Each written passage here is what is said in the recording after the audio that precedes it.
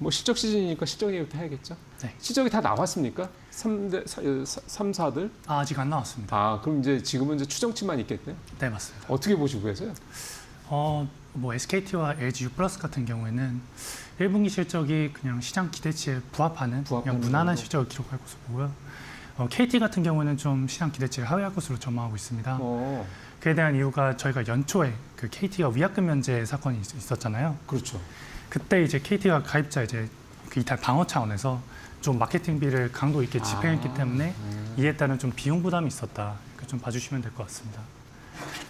반면에 SK텔레콤이나 LG플러스는 그런 부분에서는 비용 부담이 SK텔레콤 같은 경우는 작년에 많이 쓰고 털어낸 거죠, 이제. 뭐 두 기업도 이제 마찬가지로 이번 기회를 살려서 마케팅비를 좀 둘 다 집행을 했긴 했지만 그래도 이제 KT와 달리 가입자 순증이 있긴 했었고 그렇죠. 네, 그런 부분에서 좀 차이가 났다 이렇게 좀 봐주시면 될 것 같습니다. 이거를 특히 이제 KT도 사실은 작년에 제가 위원님이랑 얘기할 때 기억났던 게 KT가 외국인 그 한도라고 그러나요? 네네. 그게 이미 여기는 다 차서 외국인들은 KT를 사고 싶어도 못 사는 상태다. 뭐 그런 얘기를 했던 기억이 좀 나는데 그렇다고 그러면은 펀더멘탈에 뭐 특별히 뭐 이렇게 뭔가 큰 문제가 있거나 그런 거는 없는 거죠? 그렇죠. 사실 이제 뭐 KT 해킹 사건은 사실 작년에 이제 발생한 거잖아요. 네. 그래서 이에 따른 뭐 재무적 타격이라던가 뭐 이런 가입자 이탈에 따른 영향 그런 것들이 다 이미 주가에 작년 이제 하반기 좀 반영이 됐어가지고 이제 올해는 그런 부분을 좀 해소하는 과정에 있다. 그래서 이미 그 부분에 따른 시장 기대치는 좀 많이 낮아졌다. 이렇게 좀 봐주시면 될 것 같습니다. 사실 일단 마지막에 여쭤보려 했는데 요게 이제 딱 좀 사모을 타이밍 아닙니까? 이렇게. 그렇죠. 예, 일단 마지막에 통신주 투자 전략은 따로 여쭤볼 테니 그때 한번 또 자세히 좀 말씀 더 들어보기로 하고요. 사실은 이제 실적 시즌에 와서 실적 발표하고 많은 분들이 관심을 갖는 건 향후 가이던스입니다. 잘 아시는 것처럼 또 컨퍼런스 콜이라든가 이런 게 있으면 거기에서 이제 뭐 기자가 됐든 뭐 이제 애널리스트가 됐든 물어보고 뭐 하면은 가장 중요한 게 그래서 새로운 모멘텀 너네 뭐야? 뭐 이를테면 신사업이라든가 뭐 그런 걸 텐데 지금 통신업계의 뭐 신사업이라고 할 만한 것들이 혹시 뭐가 있습니까? 뭐 아무래도 이제 데이터 센터, 이제 AI 인프라를 위한 그런 데이터 센터가 있다 이렇게 말씀드릴 수 있고요. 3사 모두 이제 데이터 센터 사업을 하고 있고, 네, 원래부터 하고 있었다는 말씀인 거죠? 네, 아주 예전부터 하고 있었고 지금도 이제 그 좀 공격적으로 증설하는 이제 단계에 있다 이렇게 봐주시면 돼요. 여기는 어디가 잘합니까? 이 데이터 센터 쪽은?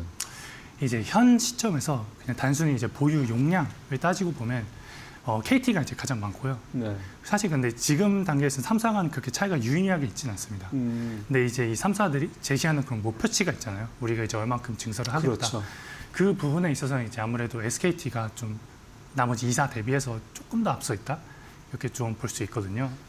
지난번에 최태원 회장이 데이터 센터, AI 데이터 센터를 울산이었나요? 어쨌든 제가 정확하게 기억하는 그쪽도 대규모로 짓겠다. 뭐 아시아에서 제일 큰 거를 짓겠다. 뭐 그런 얘기도 했었고 또 그 이후에 이제 젠순왕이 작년에 이제 에이펙 됐죠. 그때 한국 와서 대통령 만나고 하면서 GPU 26만 장 얘기를 했었고 그러니까 그 GPU 중에 어쨌든 뭐 일정 양은 이제 SK 쪽으로 좀 이렇게 갈 가능성이 있다라고 우리가 이제 예상을 할 수 있을 것 같고 그러면 결국은 SK텔레콤이 짓고 있는 데이터 센터로 들어갈 가능성이 높다. 이렇게 봐도 됩니까? 사실 아직까지도 그 SK가 이제 받은 그 5만 장의 GPU를 뭐 어디에 활용할지, 누가 그걸 쓸지 정해진 바는 없긴 하거든요. 그래서 물론 이제 후보로 그런 SK텔레콤이 그걸 받아서 이제 그 클라우드 형태로 이제 임대를 해주는 그런 사업을 이제 할 수도 있다. 뭐 이런 가능성 정도는 저희가 생각은 해줄 수 있습니다. 그 미국에서 그 네오 클라우드라고 그랬나요? 네네. 그렇게 받아가지고 GPU 같은 이런 거 해가지고 그거를 임대해주는 그 사업으로만 해도 뭐 상장을 해서 주가가 막 높은 종목들이 한동안 있었잖아요. 네네. 그럼 그 사업을 좀 우리 통신사들도 하고 있다 이렇게 보면 되는 거군요.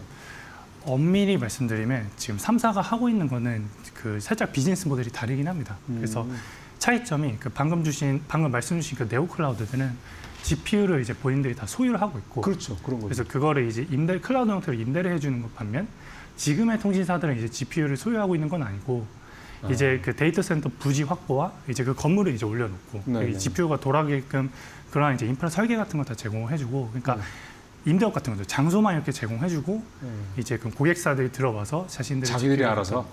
그래서 이제 수익 모델이 임대료를 받는 겁니다. 그러면은 네오클라우드보다는 수익성은 떨어지겠네요, 당연히. 그렇죠. 그래서 많이 떨어지겠네요. 좀 본질적으로 좀 다른 부분이 있긴 합니다. 그러면 SK텔레콤이 만약에 앞서 말씀하신 대로 그 그룹에서 이게 배당받은 게 5만 장이 있다 그러면 그걸 가지고 SK텔레콤은 네오클라우드처럼 아예 GPU 임대 사업을 할 수도 있겠다.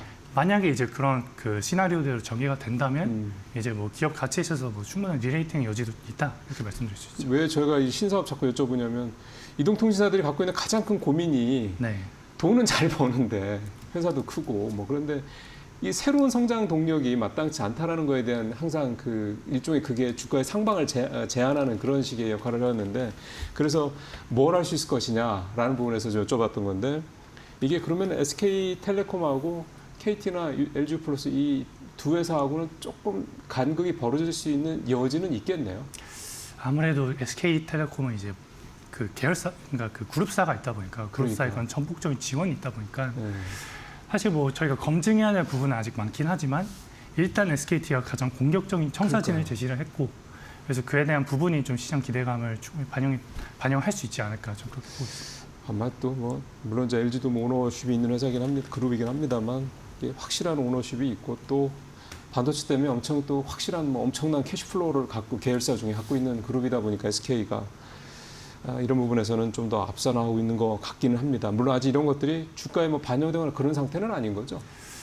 지금은 이제 뭐 그런 부분은 좀 소폭 반영이 되었다고 생각하고요. 소폭. 대부분은 이제 그 엔트로픽 지분 가치에 대한 예. 부분이 반영이 되었죠. 예, SK텔레콤 그 엔트로픽 얘기는 뭐 여러분들께서 궁금하시는 부분이라 잠시 후에 좀 더 자세히 여쭤보기로 하겠습니다. 업계 얘기 하나만 좀 더 여쭤보면 그 3사가 공이 요즘에 굉장히 공을 들이고 있는 게 결국은 AI더군요. 그래서 네. AX라고 하죠. 그 AI로의 전환 뭐 이런 것들을 3사가 다 하는데 앞서 이제 그 데이터 센터 관련돼서는 그 SK텔레콤이 조금 더 뭐 여지가 있다라고 앞서갈 여지가 있다는 말씀을 하셨는데 이 AX 이 문제는 3사가 좀 어떤 것 같으세요? 결국엔 이제 3사 접근하는 방식이 다 데이터 센터긴 하거든요. 그러니까 데이터 센터도 어떻게 보면 AI 인프라다 보니까 그렇죠. 이제 우리는 이걸 통해서 새로운 수익을 창출하고 그걸 통해서 이제 기업의 그런 본질적인 부분을 바꿔버리겠다. AX로. 그런 부분에 있어서 좀 데이터 센터를 하고 있다. 그걸 네. 통해서 AX를 실천하려고 한다. 이렇게 봐주시면 되고요. 제가 이제 앞서서 SKT만 말씀드렸는데 나머지 2사도 이제 그런 AI 데이터 센터를 위한 증설 작업을 하고 있습니다. 그래서 KT도 마찬가지로 공격적인 목표치를 제시를 해놨고요. 네. 이제 2030년까지 약 300메가와트, 지금 수준 대비해서 거의 2배 살짝 이상이거든요. 300메가와트급으로. 네. 네. 그래서 그 정도로 이제 증설을 해놓겠다. LG U+도 마찬가지로 파주에 지금 데이터 센터 AIDC를 큰 거 하나 짓고 있어서 네. 사실 이제 3사 모두 다 그런 좀 AX를 위한 데이터 센터 사업을 이제 좀 적극적으로 추진하고 있는 국면이다 이렇게 봐주시면 될 것 같아요. 거기에 투자금이 꽤 많이 들어가는 거죠. 그렇죠. 그래도 아무래도 이제 규모가 크다 보니까 네.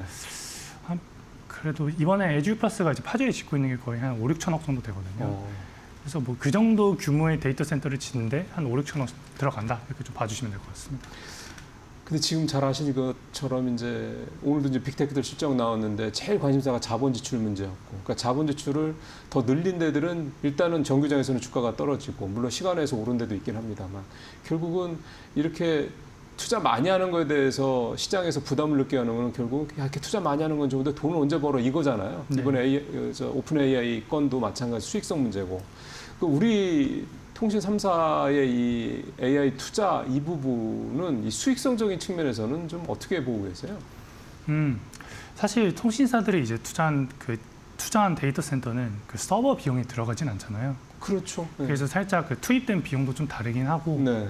이게 제가 아까 앞서 말씀드렸던 것처럼 수익 구조가 이제 임대 베이스이기 그렇죠. 때문에 이게 고정된 그런 계약에 이제 고정된 그런 임대료를 매번 받고 있어서 그런 미래 캐시플로우도 예측이 가능한 부분이 있고, 그래서 사실 뭐 투자에 있어서 그렇게 주주들의 딱히 우려, 이걸로 인해 주주환원이 뭐 축소되지 않느냐, 뭐 이런 그러니까. 우려는 좀 제한적이라고 좀 보고 있고요. 아, 그리고 이제 전체 캐펙스를 놓고 보면 저희가 이제 기존에 하던 그런 네트워크 쪽의 캐펙스랑 네. 이제 이런 그런 데이터 센터 쪽의 캐펙스가 있다면 네트워크 쪽이 계속해서 이제 좀 줄어들고 있기 때문에 그래서 이런 데이터 센터 증설을 위한 캐펙스가 어느 정도 그게 이제 상쇄가 된다. 같이 가는 게 아니구나. 그렇죠. 네. 네.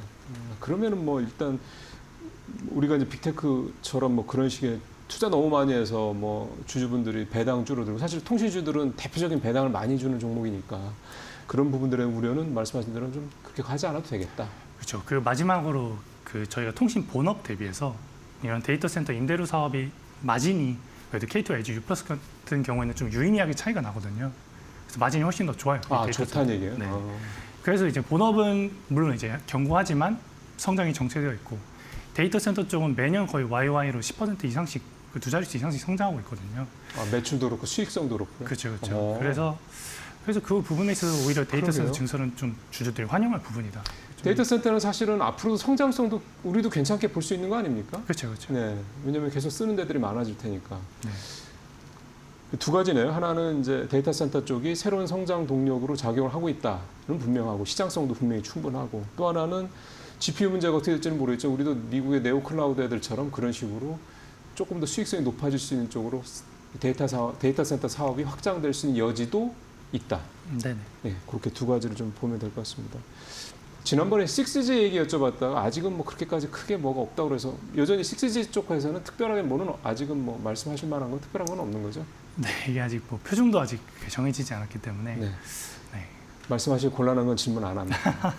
자, 이제 개별 기업 얘기를 이제 해봐야 됩니다. 여러분들께서 제일 궁금해하시는 게 SK텔레콤 주가가 10만 원을 한동안 넘었고 그거는 좀 전에 잠깐 말씀하셨던 엔트로픽 이 효과였는데 이게 이제 주가가 5만 원대에서 10만 원까지 거의 뭐 2배 가까이 올라갔던 거였기 때문에 이제 이 엔트로픽 모멘텀은 다 소진된 게 아니냐 이렇게 생각을 하시는 분들도 계실 것 같아서요. 네. 어떻습니까? 엔트로픽 이 이슈는 다 이제 반영이 됐다고 보면 됩니까?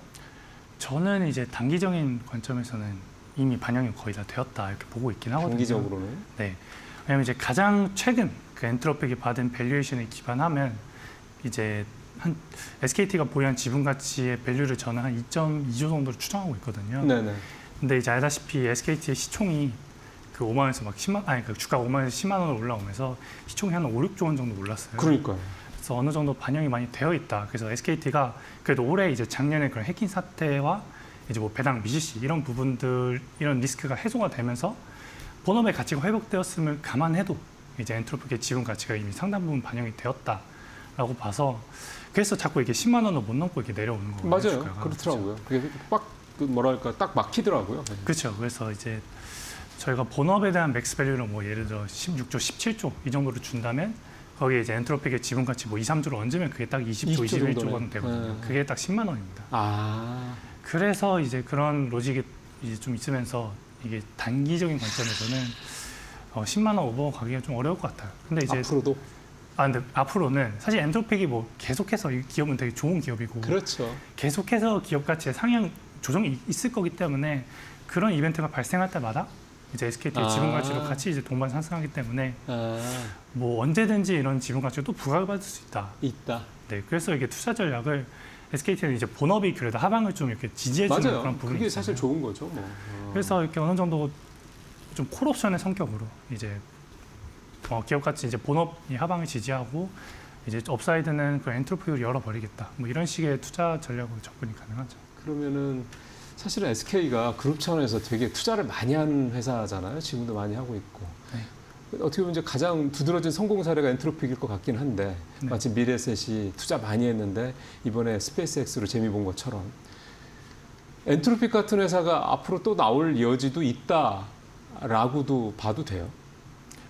SKT가 보유한 것 예, 중에 여러 사람이네. 투자한 회사들 중에서 뭐 그런 사례가 또 앞으로도 있을 수 있는 왜냐하면 이게 이제 그 미래에셋증권에 대한 걸 평가를 할 때 이렇게 이제 여러 개 투자한 기업들에 따른 이런 어떤 피드백 효과 그래서 소위 말하는 이제 벤처 캐피탈 같은 그런 성격도 이제 미래에셋증권을 갖고 있다 뭐 이런 식의 해석들도 있더라고요. 그래서 네네.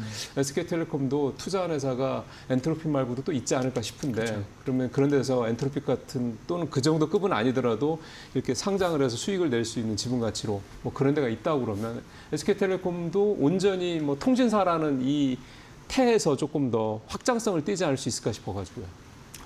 사실 SKT가 되게 많은 기업들이 이렇게 VC식으로 뿌려놓은 그런 투자 지분이 있긴 하거든요. 네. 근데 물론 이제 저는 제 개인적인 의견으로는 엔트로픽만큼의 그 임팩트가 있는 회사가 나오지는 않을 것으로 보고 있지만 그래도 이제 시장에서 뭐 일부에서 주목하고 있는 뭐 기업들이 예를 들어 뭐 리벨리온 같은 이제 아 맞아요. 거기도 그렇죠. 있죠. 그런 것도 있고 아니면 여기가 뭐 조비나 막 이런 해외 기업들도 좀 예. 테크 기업들도 투자한 게 있어가지고 이게 엔트로픽만큼 과연 이게 지분 가치가 좀 인정해 줄지는 모르겠지만 시장에서. 네 아무튼 그 정도는 있다. 이 정도로 인지해 주시면 될 것 같습니다. 그거는 SK텔레콤이 KT나 LG유플러스랑의 좀 다른 부분, 그러니까 좀 차별화된 부분입니까? 엄밀히 말씀드리면 KT도 좀 여러 지분을 들고 있긴 하거든요. 대박 난 게 없구나. KT도 방금 말씀 주신 것처럼 그 리벨리온 아 들고 거기 갖고 있거든요. 있고요. 네. 예. 그래서 KT는 뭐 현대차 그룹 지분도 들고 있고 그래서 음. 이게 근데 이제 엔트로픽만한 건 없죠. 그 KT가 갖고 있는 그 리벨리온이나 현대차 이런 지분들은 다 반영됐을 거 아니에요. 지분도 주가에 거의 그렇게 봐야 되지 않아요? 그것보다는 사실 그렇게 뭐 관심이 없구나. 네네. 시장에서. 네.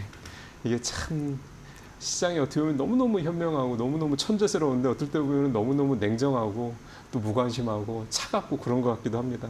그래서 참 어떤 그런 뭔가 새로운 프레시한 모멘텀이 있냐라는 게 참 중요하지 않나 생각이 좀 들고요. KT 하나만 여쭤보면 결국 KT는 이제 개인정보 유출 이 이슈 작년에 벌어졌던 말씀하신 거 여기서 이제 언제 완전히 벗어나느냐 이게 좀 뭐 바닥은 뭐 단단하지만 위쪽으로 뭔가 좀 열릴 수 있느냐에 대한 뭐 기준점이라고 보면 될까요? 일단 그 사건으로 인한 뭐 재무적 타격이나 그런 악재들은 대부분 이제 반영이 되었고요. 그러겠죠. 그래서 이제 남은 업사이드는 뭐 좀 어떻게 갈 수 있을까라고 했을 때 저는 그 자사주 매입이 좀 유효하게 작용할 것 같다 이렇게 보고 있습니다. 자사주 매입. 네, 그래서 이제 음. 한국 통신 섹터는 사실 그렇게 거래량이 많은 섹터는 아니거든요. 그래요. 네. 그래서 좀 유의미하게 영향을 끼치는 변수들이 좀 수급적인 부분이 많아요. 그래서 네. 이게 자사주 매입이라던가 뭐 외국인 지분율이라던가 이런 부분들이 좀 중요한데 이제 KT가 지금 4월 1일부터 2,500원 규모의 자사주 매입을 시작했거든요. 아, 그래서 작년에도 동일하게 2,500억 원의 자사주 매입을 한 적이 있었는데 네. 이게 거래량이 그렇게 많지 않다 보니까 네.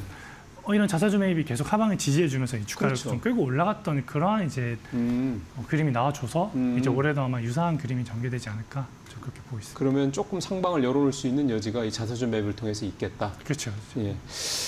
시간이 지금 한 30초밖에 없긴 한데 그래도 LG 플러스도 안 물어보면 좀 서운하실 것 같아서 어떤 것 같으세요?